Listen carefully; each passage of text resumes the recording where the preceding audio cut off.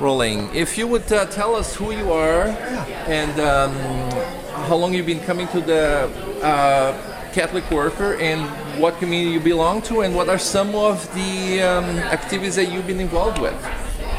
I'm Brian Terrel, and I've been coming to this event probably the first time in 1978. That was the first one?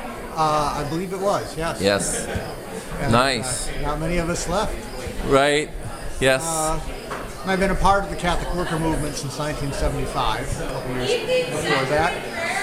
And the last few years, I've been active primarily in opposing the penchant of the United States foreign policy to be acted out with robotically by remote control, by drones from thousands of miles, being flown controlled from the United States by soldiers at computer screens that are flying and dropping bombs and shooting missiles many thousands away. And you've gone to jail because of this? In May, I was released after a 6-month sentence. Wow. For protesting the drones out of Whiteman Air Force Base in Kansas City. And you've been working on this issue for quite some time. Yeah. But let's talk a little bit more about the Catholic Worker. You're also part of a community, right? I live at the Catholic Worker Farm in Malloy, Iowa. Strangers and guests. That's southwest Iowa. Yes, southwest corner of the state. Yes. My wife Betsy and Becky and Squeaky from our community are here, and we have other folks coming and going all the time. Happy to be here at Sugar Creek? Always very happy. This is a family reunion. It's family reunion, indeed. Yeah, and so back to the drones. I mean, where do you think this is all going to end up at? It's become so proliferated. Every country has their own now, and so on. Yeah, it's like any weapon system, it's proliferating, and the next generations of drones being planned. At this point, it's so removed from the battlefield where somebody sits at a computer screen various places, including very soon in Des Moines, and involved in combat and actually killing people very, very far away.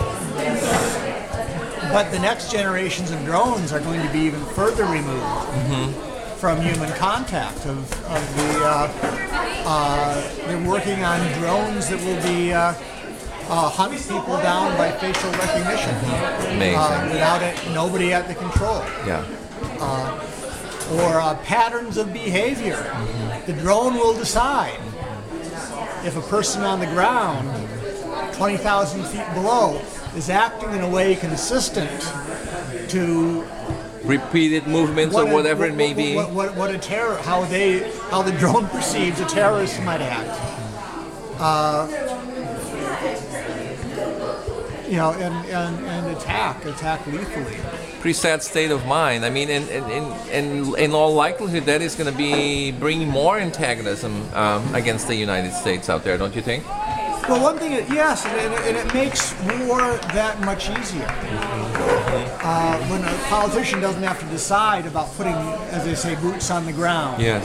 And doesn't have to worry about body bags being brought back. In fact, that's President Obama's position, is that he doesn't need congressional approval to send drones, as he would if he were sending a bomber with a person in it. Right, yes.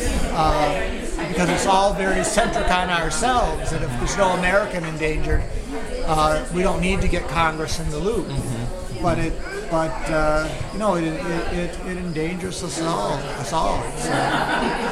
Well, keep up the good fight, Brian, and we'll catch you next time. Okay, thank you so much. You. Thanks.